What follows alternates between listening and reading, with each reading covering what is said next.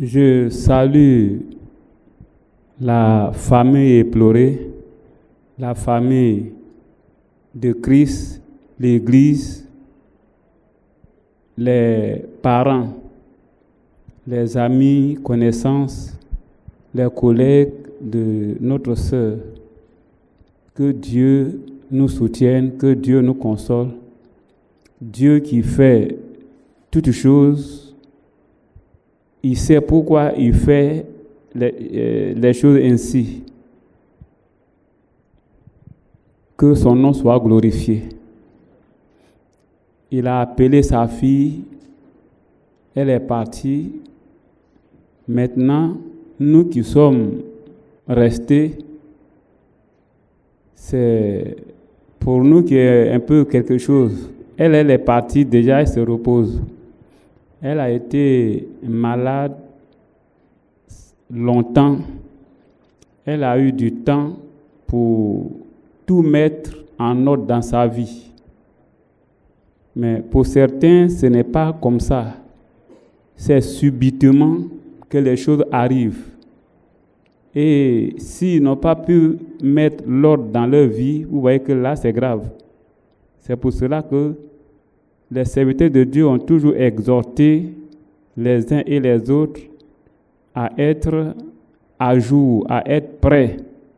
La Bible nous dit que nous ne savons ni le jour ni l'heure. Et ce sont les mêmes exhortations qui continuent. On a l'habitude d'exhorter les parents de nos frères et sœurs, et on parle de sorte que eux aussi puissent suivre la voie de celui qui est parti. Mais ici, on voit que les parents, quand on regarde là-bas, c'est au milieu de nous. Donc, on ne peut plus exhorter quelqu'un à marcher dans la voie de celle qui est partie pour pouvoir la retrouver un jour. Les parents sont déjà dedans. Donc, ce qu'on va faire, c'est de lire quelques passages pour nous exhorter. Nous sommes les parents. Les parents sont les frères et sœurs de l'Église. Donc, c'est pour lire quelques passages pour nous exhorter à tenir ferme pour rejoindre un jour notre bien-aimé. Que Dieu nous bénisse. Comme le temps est limité, je vais tout juste lire quelques versets, enchaîner quelques passages, et je demanderai à chacun de continuer à la maison, de reprendre ces versets à la maison dans la prière pour que Dieu puisse nous éclairer. Que son nom soit béni. On va lire dans le livre de 1 Corinthiens, chapitre 10. C'est un passage que nous connaissons tous. J'ai toujours utilisé les passages que nous connaissons tous. 1 Corinthiens, chapitre 10. On devait commencer du verset 1 au verset 12, mais on va commencer à parler du verset 6. Du verset 6 au verset 12. Or, ces choses sont arrivées pour nous servir d'exemple, afin que nous n'ayons pas de mauvais désirs, comme ils en ont eu. Ne devenez point idolâtres, comme quelques-uns d'eux, selon qu'il est écrit. Le peuple s'assit pour manger et pour boire, puis ils se levaient pour se divertir. Ne nous livrons point à l'impudicité, comme quelques-uns d'eux s'y livraient, de sorte qu'il en tomba 23 000 en un seul jour. Ne tentons point le Seigneur, comme le tentaient quelques-uns d'eux qui périrent par les serpents. Ne murmurez point, comme murmuraient quelques-uns d'eux qui périrent par l'exterminateur. Ces choses-là sont arrivées pour servir d'exemple, et elles ont été écrites pour notre instruction, à nous qui sommes parvenus à la fin des siècles. Ainsi donc, que celui qui croit être debout prenne garde de tomber. Que le Seigneur ajoute la bénédiction à sa parole. C'est sur le dernier verset, le verset 12, que je voudrais que chacun de nous réfléchisse. Et en quittant cette salle, que chacun continue de réfléchir. Ainsi donc, que celui qui croit être debout prenne garde de tomber. Souvent, quand il y a ces choses comme ça, moi je préfère, on a l'habitude de parler pour ceux qui ne sont pas du milieu de nous, de ceux qui n'ont pas encore accepté le Seigneur. Mais autant parler à ceux qui sont dedans, être sûr qu'on est vraiment assis dedans. Moi, je crois que c'est ça. Donc, ainsi donc, que celui qui croit être debout prenne garde de tomber. Regardez comment le Saint-Esprit a placé les mots dans cette phrase. Celui qui croit être debout, la personne croit qu'elle est debout. Alors, l'Esprit exhorte que cette personne prenne garde de tomber. Si moi, par exemple, je crois que je suis debout, ce n'est pas ce qui est important. Ce qui est important, c'est ce que Dieu dit. Est-ce que Dieu dit que je suis debout? C'est ça qui compte. On va lire quelques passages pour ajouter, et puis je crois qu'on va bien comprendre. Apocalypse chapitre 3. Apocalypse chapitre 3, on va lire les 2 premiers versets. Écrit à l'ange de l'église de Sardes, voici ce que dit celui qui a les 7 esprits de Dieu et les 7 étoiles.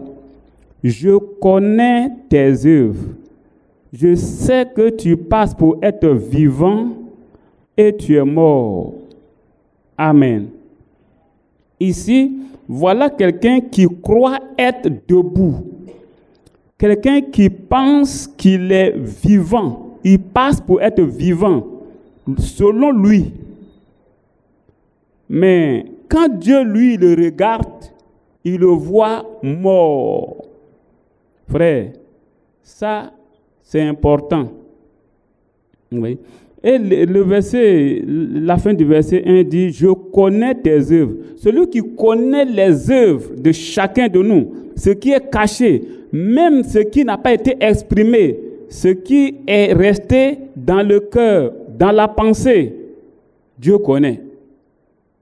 Et quand Jésus dit, par exemple, dans Matthieu 19, que quiconque, si un homme regarde une femme pour la convoiter, a déjà commis adultère, vous voyez, ça c'est un truc convoité, ça se passe dans le cœur, dans la pensée. Si c'est déjà fait, ça veut dire que, mes frères, pour Dieu, il connaît tout. Donc ici, il s'adresse à l'ange de Sardes et il dit, tu passes pour être vivant. Tu crois que tu es debout. Mais quand Dieu lui voit, il voit que tu es mort. Alors il ne faudrait pas que ces choses-là nous arrivent. Et dans le passage que nous avons lu, 1 Corinthiens chapitre 10, nous avons lu le verset 11. Ces choses-là sont arrivées pour servir d'exemple et elles ont été écrites pour notre instruction à nous qui sommes parvenus à la fin des siècles. Toutes ces choses-là, si ça a été retenu, si ça a été écrit, c'est pour notre instruction. C'est pour ne pas qu'on se trompe. Comme ceux-là à qui cette parole s'était adressée en leur temps, ça s'adresse à nous également. Quand on progresse un peu, on va dans le même chapitre 3 d'Apocalypse, à partir du verset 15, il dit encore les mêmes choses. Je connais tes œuvres. Dieu connaît chacun de nous. Rien n'est caché. Même les pensées du cœur, Dieu connaît. Quelque part, il a dit que la parole n'est pas encore sur ta langue, sur ta bouche, que je sais de quoi il est question. Je connais tes œuvres. Je sais que tu n'es ni froid ni bouillant. Puisses-tu être froid ou bouillant? Ainsi, parce que tu es tiède et que tu n'es ni froid ni bouillant, je te vomirai de ma bouche. Parce que tu dis, voilà. C'est ça qui est le problème, ce qui se passe dans le cœur là. Ce qui se passe dans le cœur, c'est ça qui est le problème. Et Satan, c'est ça là qu'il vise. Quand on lit, par exemple, dans 2 Chroniques 26, à partir du verset 1 jusqu'au verset 12 par là-bas, on voit un jeune homme de 16 ans, Osias, qui était devenu roi. Et au moment où il était devenu roi, il y avait un certain Zacharie qui était le prophète, qui avait l'intelligence des visions. Et le roi l'écoutait. Il partait le consulter régulièrement. Et ce que le prophète disait, il mettait cela en pratique. Et il a dit que pendant le temps où le roi écoutait le prophète et qu'il marchait comme Dieu le lui disait, il a été merveilleusement béni. Et il est dit par la suite que quand il était béni de cette manière, son cœur s'éleva pour le perdre. Un jour, il est rentré dans le temple, il voulait offrir le sacrifice. Les sacrificateurs étaient rentrés, ils ont dit non, roi, ce n'est pas ta tâche. Ça, c'est réservé aux sacrificateurs, sors de là. Il n'a pas voulu, il voulait les menacer. Il a été frappé de lèpre, nous connaissons l'histoire. Et le diable sait que l'ennemi extérieur, parce que Osias avait vaincu l'ennemi extérieur. Toutes les villes qui étaient à côté, qui lui faisaient la guerre, il a pu les vaincre. Mais quand son cœur, lui, son propre cœur s'est levé contre lui, c'est ce qu'il a perdu. Donc, c'est pour cela que dans Proverbe, il est dit, garde ton cœur plus que toute autre chose. Parce qu'une fois que le diable se saisit du cœur de quelqu'un, c'est fini. Il ne peut plus, celui-là ne peut plus écouter quelqu'un d'autre. Il ne peut plus écouter quelqu'un. Vous voyez? Alors, il dit, verset 17 de Apocalypse chapitre 3, parce que tu dis, c'est toi qui dis, mais Dieu lui dit quoi? On va voir ce que Dieu va lui dire. Toi, tu dis, je suis riche, je me suis enrichi, je n'ai besoin de rien. Voilà ce que le cœur de l'homme lui dit. Quand il marche, souvent on dit, mais est-ce que tu me connais? C'est lui-même, il me connaît même. Et Dieu dit, parce que tu ne sais pas que. Toi, tu ne sais pas, tu penses que tu es riche, tu t'es enrichi, tu es sage, tu es debout, tu es vivant. C'est comme ça qu'on se dit, on se tape la poitrine devant les gens, dans l'église et un peu partout. Et Dieu dit, parce que tu ne sais pas que tu es malheureux, misérable, pauvre, aveugle, nu. Voilà ce que tu es devant Dieu. Ce soir, c'est vrai qu'on a cru, il y a d'autres qui ont cru, ça fait 15 ans, 10 ans, 20 ans, 30 ans, 40 ans. Ce message est venu, ça a dépassé 50 ans. Alors on est assis, on se dit qu'on connaît. Mais qu'est-ce que Dieu lui y dit? Mes frères, c'est ça. Nous partons un à un. notre sœur est partie. Tout à l'heure, j'ai dit, comme elle a été malade longtemps, elle a eu le temps de tout mettre en ordre. Et qu'est-ce qui arrivera à celui qui meurt subitement? Est-ce qu'il a eu le temps de mettre certaines choses s'il a négligé? Qu'est-ce que Dieu dit? Et parce que tu ne sais pas que tu es malheureux, misérable, pauvre, aveugle et nu, je te conseille d'acheter de moi de l'or éprouvé par le feu afin que tu deviennes riche. Pour devenir riche, il faut acheter l'or auprès de Dieu. Est-ce qu'on a pu acheter ce or-là?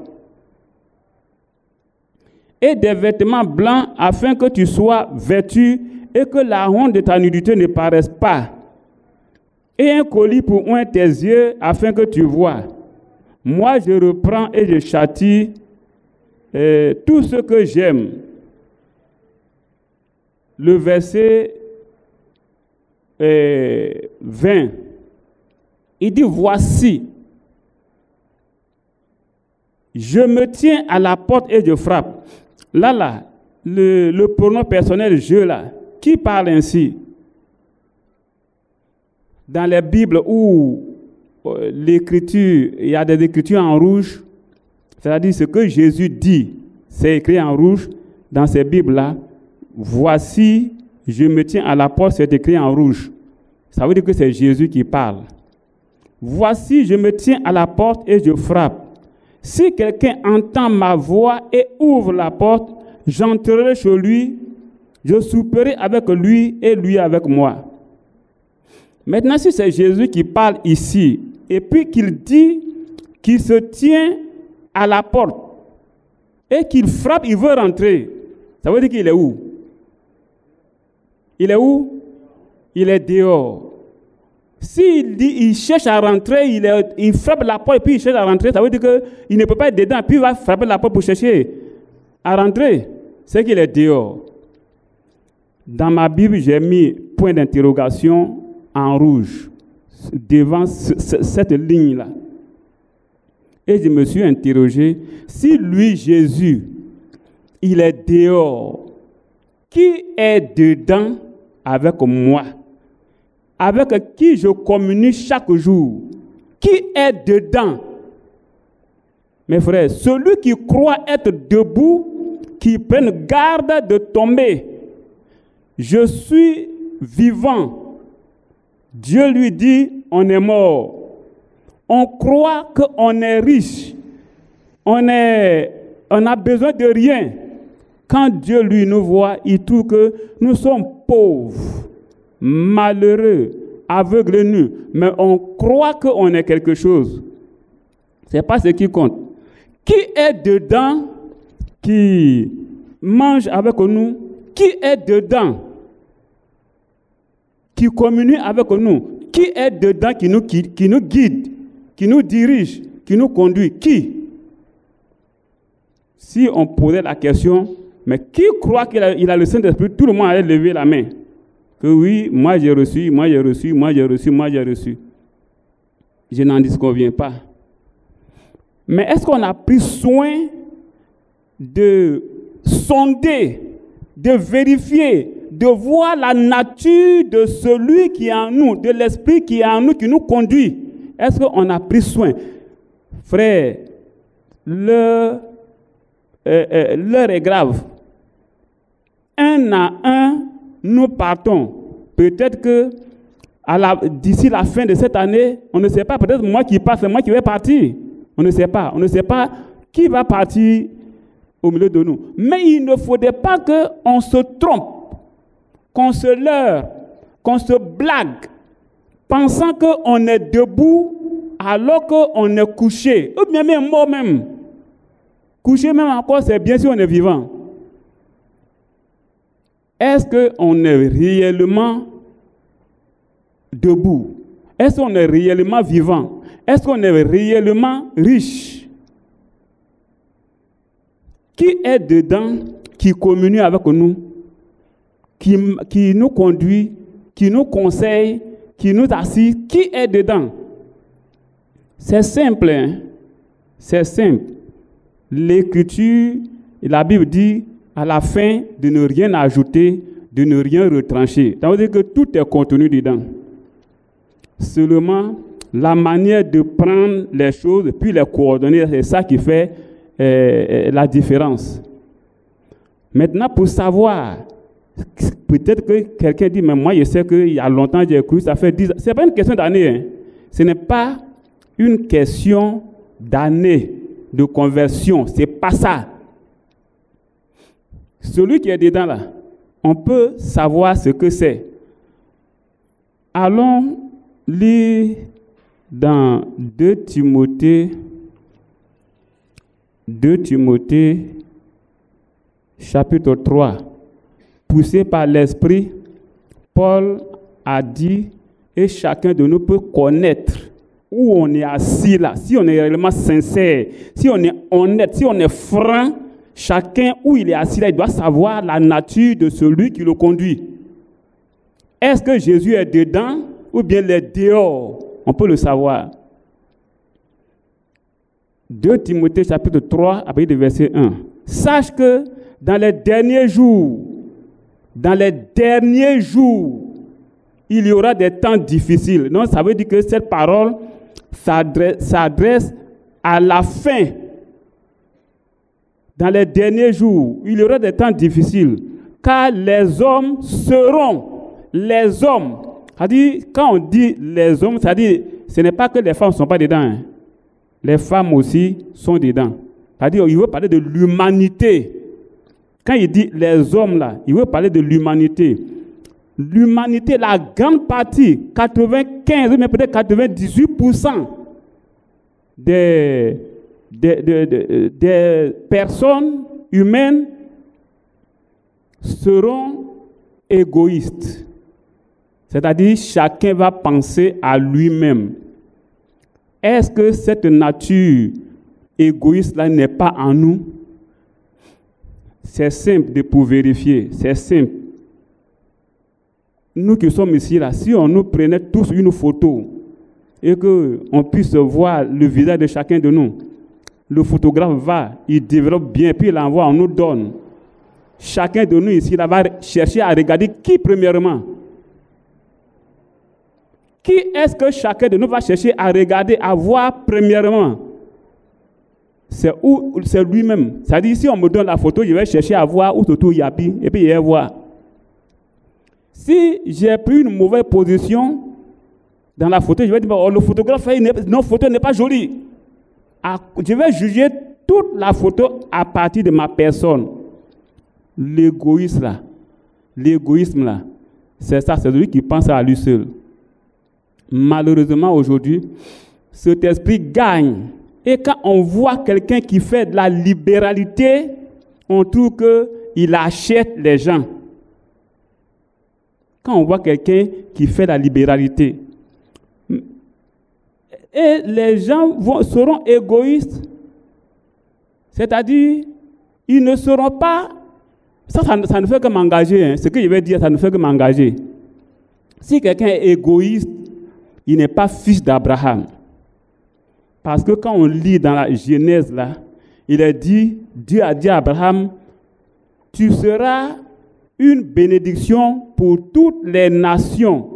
Abraham et sa postérité toute la terre sera bénie en Abraham. Donc, Abraham a été béni, ses descendants. Donc, tous ceux qui sont descendants d'Abraham, d'autres personnes profitent d'eux pour être bénis. C'est-à-dire, celui qui est fils d'Abraham, il aide une famille, ou bien une personne, plusieurs familles. Et c'est parce qu'il me fait comprendre. Tous ceux qui sont descendants d'Abraham, puisque toute la terre sera bénie, le fils d'Abraham aussi sera une bénédiction pour les autres. Maintenant, celui qui n'est pas une bénédiction pour les autres, il n'est pas fils d'Abraham. Ça, c'est simple pour savoir. Vous voyez? Donc, tous ceux qui sont fils d'Abraham, l'égoïste, ils ne sont pas égoïstes. Ils sont là, ils savent que les autres doivent avoir quelque chose à partir de ceux-là. Et ils peuvent aider. Et ils aident. Et quand vous regardez ces choses comme ça, on n'a pas besoin d'enseignement de quoi que ce soit pour savoir. Jésus lui-même, qui est descendant aussi d'Abraham, vous avez vu comment il a donné sa propre vie pour nous. Et dans 1 Jean chapitre 3, le verset 16, nous avons appris l'amour de ce qu'il a donné sa vie pour nous. Et nous aussi, nous devons donner notre vie à nos frères, pour nos frères. Si je n'arrive pas à donner une banane à mon frère, si je n'arrive pas à donner 500 francs à mon frère, si je n'arrive pas à donner quelque chose à mon frère, ce n'est pas ma vie que je peux lui donner. Vous comprenez? Alors que Jésus a donné sa vie pour les autres. Et moi, je ne suis même pas capable de donner 1000 francs à quelqu'un. Et je critique ce qu'on a lu dans 1 Corinthiens 10 là. Il est dit que de ne pas murmurer. Et puis, vous voyez, je ne fais que montrer, comme ce n'est pas une prédication, je ne fais que dire ces choses pour que chacun puisse y réfléchir. Donc, c'est le premier mot, hein. Les hommes seront égoïstes. Tout à 98%, les gens seront égoïstes. Mais nous, disons-nous qu'il ne faudrait pas que je sois égoïste. Nous devons que chacun regarde en lui. Est-ce qu'il est prêt à aider quelqu'un dans les problèmes, dans les difficultés? S'il n'arrive pas à le faire, qu'il réfléchisse. Il fait partie des 98%. Et on continue. Amis de l'argent. On n'a pas besoin de nous enseigner cela. On n'a pas besoin de nous dire. Quand on regarde autour de nous, on voit que des gens peuvent accepter d'aller livrer leur propre prochain pour de l'argent. Mes frères, vous voyez comment aujourd'hui les gens sont devenus amis de l'argent. Je vais sauter, je vais lire quelques passages, mais lisez tout. Et puis chaque fois que vous arrivez sur un mot, arrêtez-vous et puis regardez. Vous allez voir la nature de celui qui est en vous.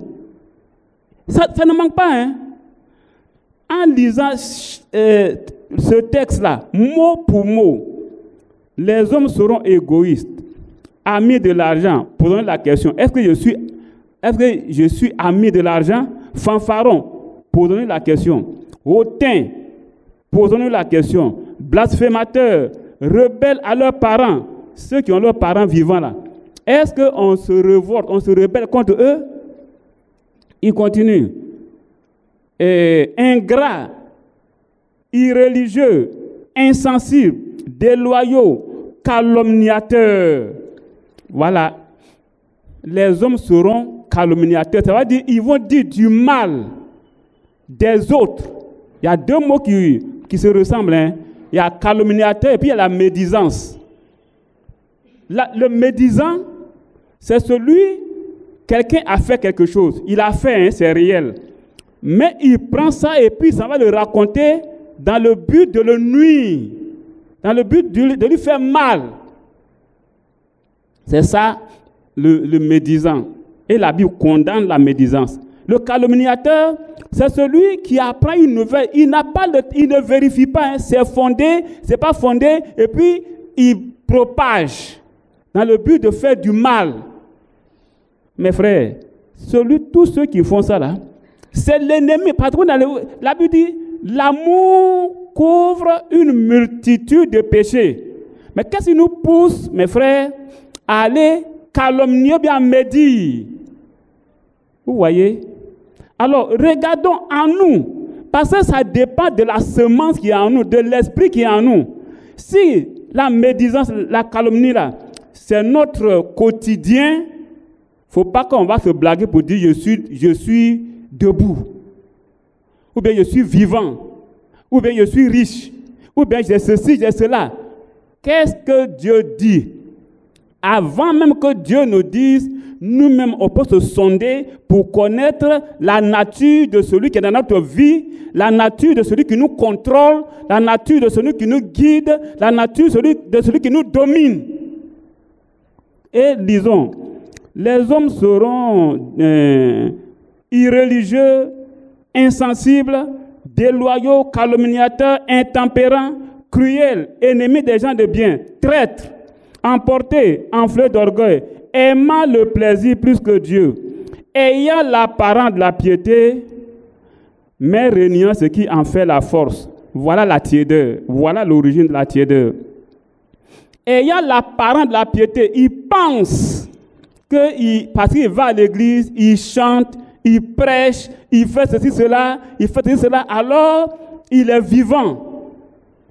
Jésus disait dans Matthieu 7, avec le verset 21, 22 là, que ce n'est pas tous ceux qui disent Seigneur, Seigneur, qui vont entrer dans son royaume.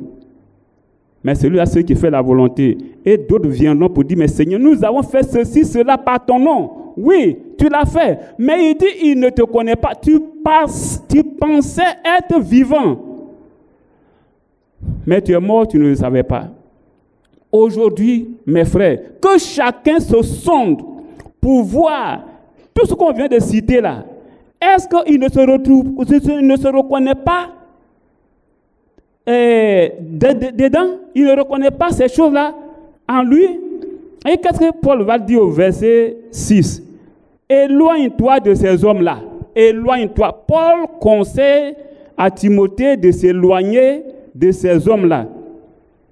Maintenant, il se trouve que ce n'est pas en quelqu'un d'autre qu'on reconnaît ces choses-là, mais que c'est en nous. On fait comment? Paul dit à Timothée, ce que tu vas voir marcher comme ça, là, éloigne-toi d'eux, quitte-les. Maintenant, il se trouve que c'est en moi que ces choses se trouvent. C'est moi qui suis calomniateur. C'est moi qui suis intempérant. C'est moi qui aime le plaisir plus que Dieu. On fait comment? C'est là le problème. Si quelqu'un se reconnaît, qu'il parte au pied du Seigneur tout simplement, demandant au Seigneur, ah Seigneur, voilà ce qui a été écrit. Et je me reconnais. Et je sais que l'Esprit de Dieu ne peut pas être en moi et puis produire ces choses. Vous voyez? Dans Philippiens 2, là, il est dit, ayez en vous les sentiments qui étaient en Christ. La calomnie, là, c'est un sentiment qui était en Christ. Et la rébellion, là, c'est un sentiment qui était en Christ. La médisance, c'est un sentiment qui était en Christ. Non, frère, il ne faudrait pas qu'on se blague. Il ne faudrait pas qu'on se blague. Et la Bible dit clairement. On va lire quelques passages. On dit que je dois arrêter à 20h35.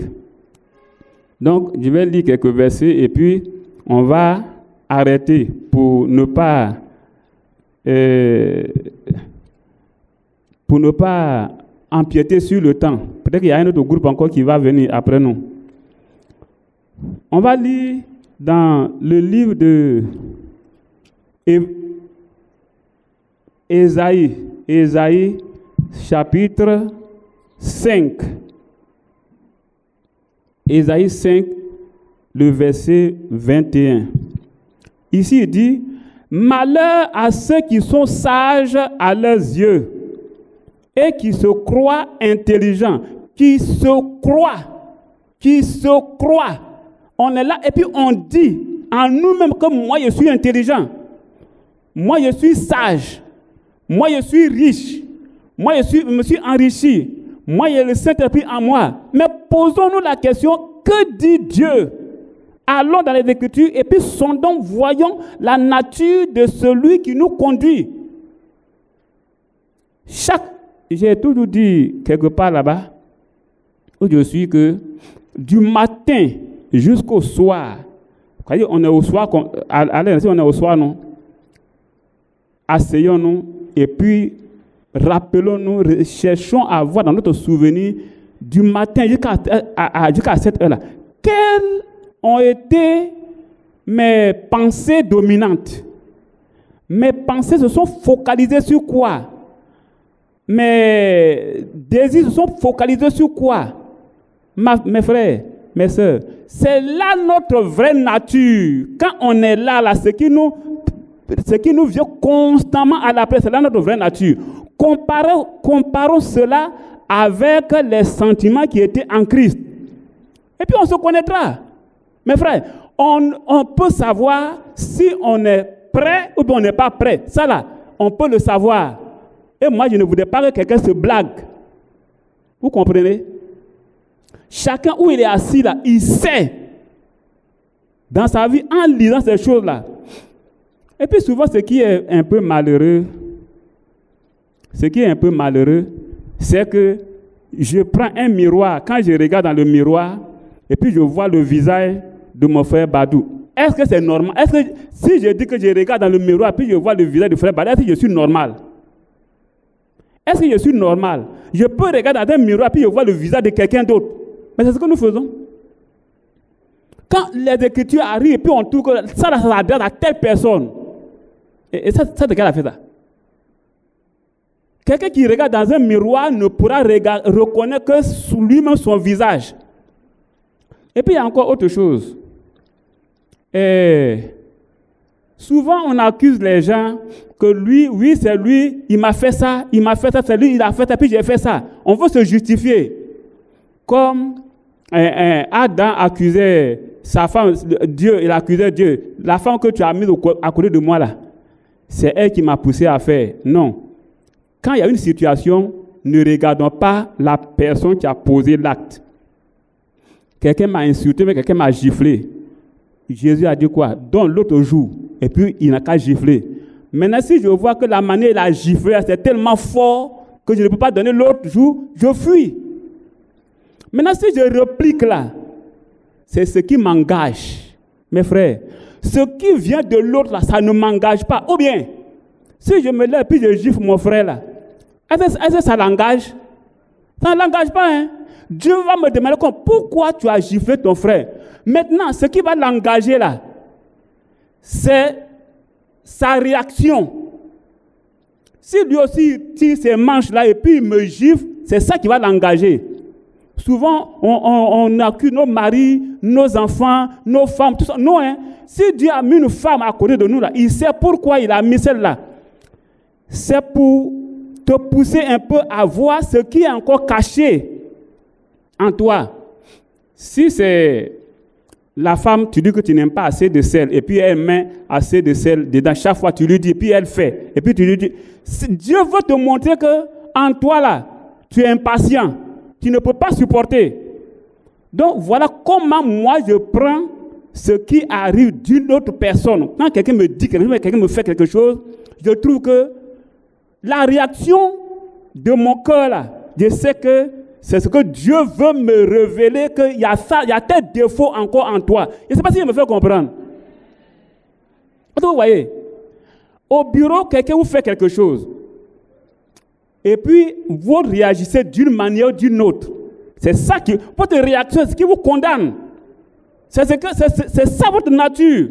Et c'est ce que Dieu veut que vous corrigez. Ne regardez pas ce qu'il a fait, mais surveillez la réaction de votre cœur.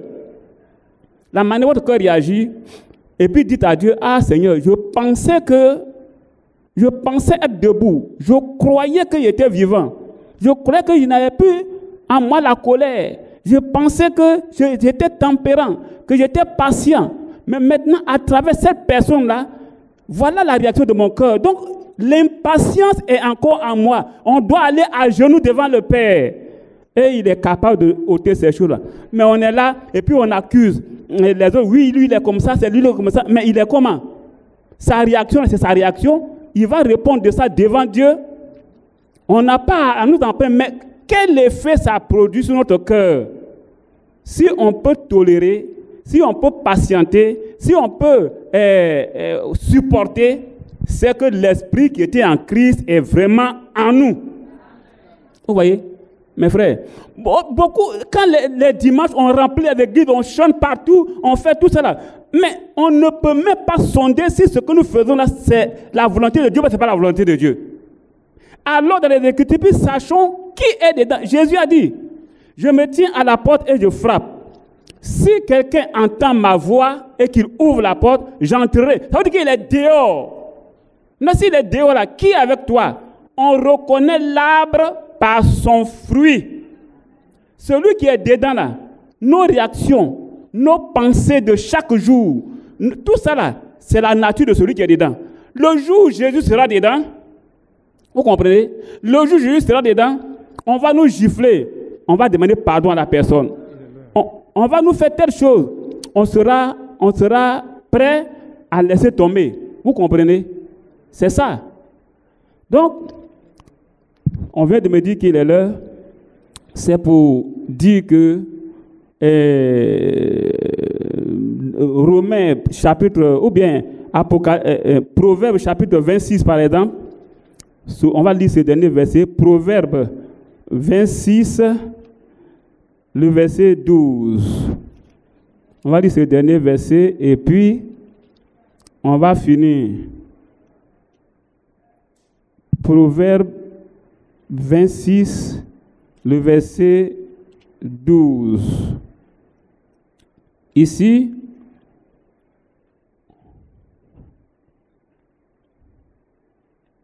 Proverbe 26, le verset 12.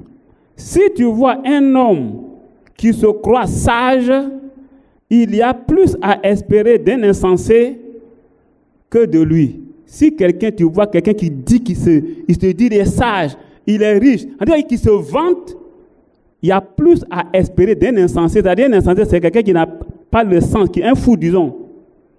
Il faut espérer plus de celui-là. Ne nous jugeons pas sages. Il y a un autre passage aussi qui le dit, mais on va arrêter là. Romains 12, le verset 16. Ça le dit aussi, vous pouvez vérifier tous ces versets-là. Et comparer votre vie à ce que Dieu demande aux sentiments qui étaient en Christ. Et les sentiments, nous savons les sentiments de Dieu et les sentiments du malin. On connaît ça. Alors, chacun peut se sonder. Que Dieu nous bénisse.